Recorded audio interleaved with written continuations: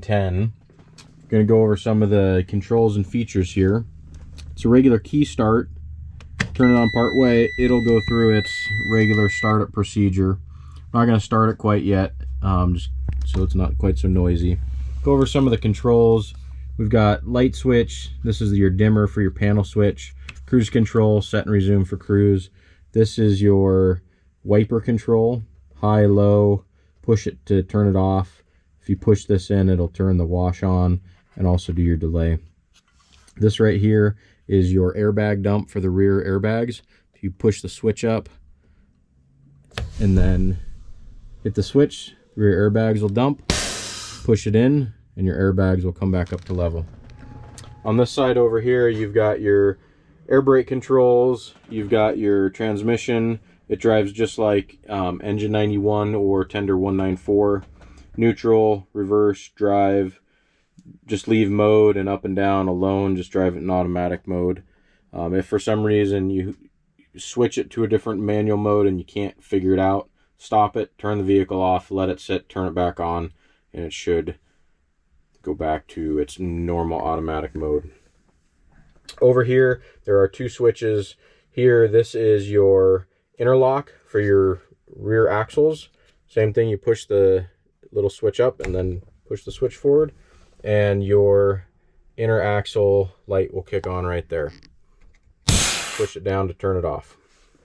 This switch here is your differential lockers.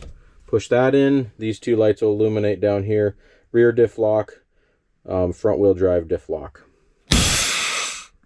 Up on top up here, you have two more switches. This is how you turn your front axle engagement on. Flip that up, you'll hear a click. Your front axle will engage.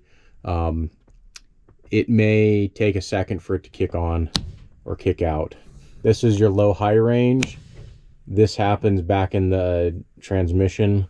The light does not illuminate on this. So if you're up, it's low range. If you're down, it's high range. To engage low-high range, front-wheel drive, or your differential locks, you should be in neutral and not moving. If you're moving and you engage some of these, it could have adverse effects. Not 100% sure on this truck, but the interlock, it's best to just engage it before you need it. Same with the differential locks. Engage those when you're in neutral, not moving. Also, definitely your high-low range and your front axle engagement. Your high-low range, it'll grind gears as it switches between high and low if you're moving. Keep that in mind. Manual mirrors, need to adjust them with your hands. They're not electronic. Seat belts, back seat is non-operable. So the two doors are ratchet strapped together. So if you take those apart, it's hard to get those doors open and closed. Besides that, you've got regular HVAC controls here, and we'll start it up.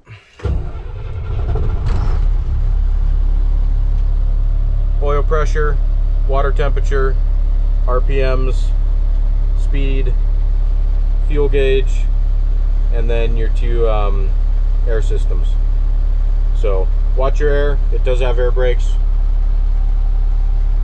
And then this is a transmission temperature right there, an auxiliary gauge.